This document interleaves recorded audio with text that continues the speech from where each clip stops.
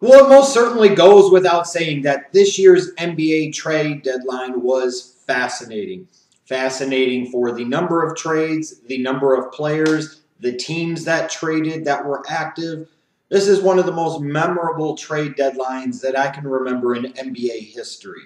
And, it was good to see. It gives the NBA a little bit of life coming off of the All-Star game. So I'm here now to talk about the winners and losers from the 2015 NBA trade deadline. I'm going to start off with the winners, and I'll kick off with the Oklahoma City Thunder. This was a team that needed to make some moves. This was a team that is fighting its way back into playoff contention in the Western Conference. And once you get into the playoffs, who knows what can happen, especially if you're the Oklahoma City Thunder and you have two of the best players on the planet in Kevin Durant and Russell Westbrook. Well, they were very busy yesterday shipping out Reggie Jackson, a beleaguered player who was upset with his role with the Oklahoma City Thunder, and Kendrick Perkins, an aging big man who didn't really bring a whole lot of what the Thunder needed to the table. In return, they got Enes Kanter from the Utah Jazz. They got other valuable role players like DJ Augustine, a much more valuable backup point guard that this team needed compared to the type of player that Reggie Jackson was, especially from an attitude standpoint, and then a wing who could shoot a little in Kyle Singler.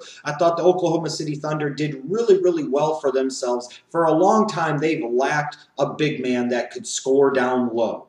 And now with Enes Kanter, they've got that big man that can score down low. This is a scary Thunder team for any Western Conference opponent to want to face in the first round of the playoffs, that's for sure. I look at the Portland Trailblazers. They didn't really give up much, and in return, they got Arron Afflalo. They're in a situation where they feel like they can contend in the Western Conference right now. And while Arron Afflalo might be a short-term 2 to 3 month rental, those are the types of moves that you have to make sometimes when you're in that type of position. Now you bring in a versatile wing that can play both ends of the floor. You align him with Damian Lillard in that backcourt. You've got LaMarcus Aldridge in the front court. The Blazers are a scary team to reckon with. I also look at the Milwaukee Bucks, and I actually really like what they did. I know some people are torn about the fact that they gave up Brandon Knight. Why would you do that? A guy that very well should have been an all-star this year, especially when you're a team that's already won 30 games. Well, here's the simple truth of the matter is the Bucks are going to make the playoffs this year and more likely than not make it as no worse than the 6th seed in the Eastern Conference. So this was a good time for them to gamble. This was a good time for them to try and shake things up a little bit, mold that team a little bit more in Jason Kidd's image. What did they get? They got Michael Carter-Williams. They got Tyler Ennis. They got Miles Plumlee. They got some versatile young players, a guy in Michael Carter-Williams who was the Rookie of the Year last year. Yes, in a horribly bad rookie class, I'll grant you that, but still Rookie of the Year. A big point guard, kind of in the mold of Jason Kidd, a guy that's a terrible shooter but has length, can defend, and do some other things. When I look at the Bucks, knowing that Brandon Wright was going to be a free agent at the end of the season, it was very likely they weren't going to be able to re-sign him. Getting a guy like Michael Carter-Williams, who's going to be under contract for a couple more years, and a couple of other young players like Tyler Ennis and Miles Plumlee, seems to be a really good deal to me for the Milwaukee Bucks. Not just looking at this year, but looking more so going forward. I got to give credit to the Houston Rockets, too. Being able to get guys like KJ McDaniels and Pablo Prigioni without having to really give up much of anything at all, those are good moves. Those are quality moves that a contending team should make. Of course, with the winners, there are bound to be some losers, and there most certainly were some losers on this trade deadline day. As is always the case, when you've got winners, you're bound to have losers. And as good as it is to talk about some of the winners with the NBA trade deadline this year, it's even more fun to mock and make fun of some of the losers. Who are the losers? Well, I'll start off in Minnesota with the Timberwolves. I'm sorry. I know a lot of people are going to have all these warm and fuzzy feelings of goodwill when it comes to the fact that Kevin Garnett is leaving the Brooklyn Nets and that disaster and going to the disaster that is the Minnesota Timberwolves. He's going back home. He's going back where his NBA career began. He's going back to where he started off on his Hall of Fame journey. Well, the truth of the matter is the Minnesota Timberwolves traded away a solid NBA player in Thaddeus Young, which, while he does have a contract of about $10 million for next year if he chooses to pick up that option, is still a solid player for a bad Timberwolves team.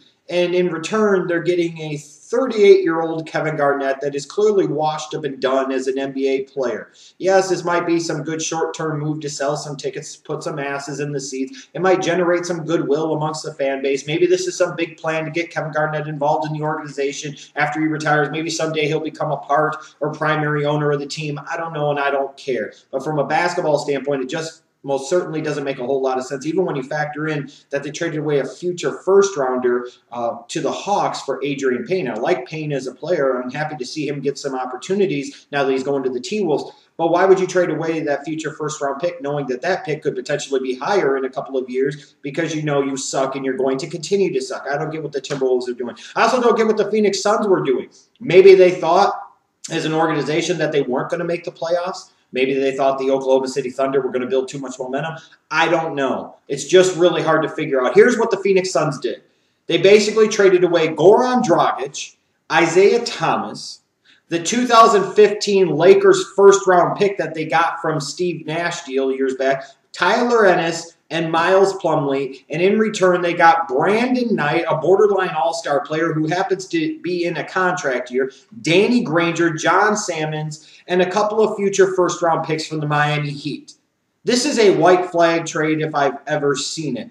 And what I really don't understand is while they might want to get all excited about what those future first-round picks could be from the Miami Heat, that's still years off in the distance, and it's hard to predict. You know, it's one thing to get those assets, but at some point in time, they got to turn into something. Furthermore, you traded away Goran Dragic, who was third-team All-NBA last season, for Brandon Knight.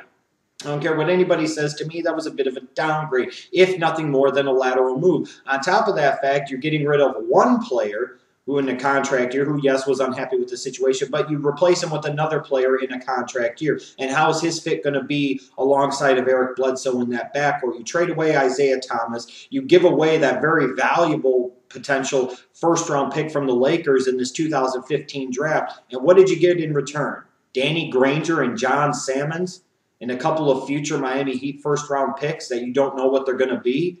Yeah, I can't understand what the Phoenix Suns were doing here. Another loser, Thomas Robinson. Who the hell did he piss off? Wasn't he a former lottery pick? He's been traded like 3 different times now. What is it about this guy and the fact that teams love to trade him, and then teams love to get him and then trade him again? I don't know who he pissed off, but maybe he needs to work on that. But by far, the biggest losers have to be the Philadelphia 76ers. What in the fuck is Sam Hinkle doing? Oh, we're accumulating draft picks. Oh, we're getting assets. Oh, we're doing this. You ain't doing shit. You trade away your 2 most promising potential players in MCW and KJ McDaniels, and you got a bunch of picks and hope. You ain't got shit. Absolutely not shit. It's great and wonderful to live in this fantasy world of, oh, having all these NBA draft picks. This is awesome. We've accumulated all these assets. But if you don't know what the fuck you're doing, then what the hell difference does it make? If you got all these assets, but you can't cash them in, you're still going to end up busted and flat out fucking broke.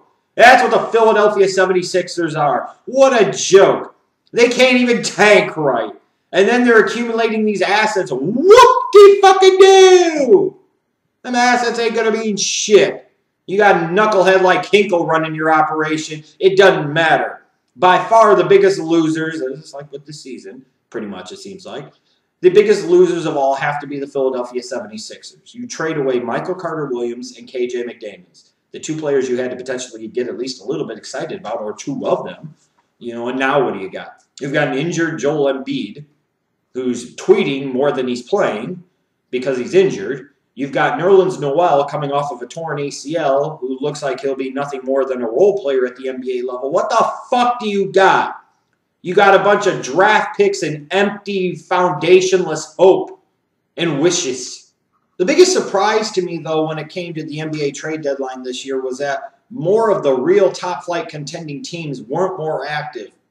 I thought maybe the Bulls were going to go after a little bit of depth in their front court, maybe another shooter out on the wing, and it sounds like they may potentially end up with Kendrick Perkins.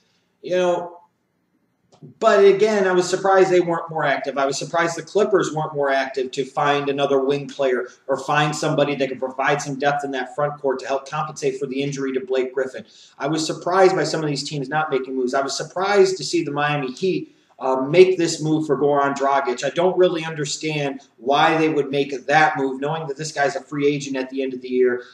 You can talk about this, you can talk about that, and the fact that Chris Bosh may very well be out for the season now with a blood clot in his lung. It's just kind of hard to understand. You're not a championship contending team, and adding a Goran Dragic, even if Chris Bosh is healthy, in no way, shape, or form brings you close to being a contending team. All you're doing is trying to tread water. All you're trying to do is sit there and be just good enough to pretend like you care, so that way you can appeal to a fan base that frankly doesn't give a fuck in Miami.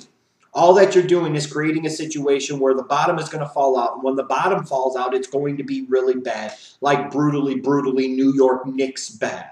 If that's what the Miami Heat are going for, then trading for guys like Goran Dragic and giving up more first-round picks in the future, that's a way to go, because they've given up I don't know how many first-round picks in recent years for different players. And at some point in time, those chickens are going to come home to roost. So I was surprised to see the Miami Heat get involved in the trade deadline like this and bring in somebody like a Goran Dragic. What's the end game here? What's really the point of all of this? Well, let me know what you think. What were your biggest winners and losers and biggest surprises from the 2015 NBA trade deadline? Let me know in the comments section down below.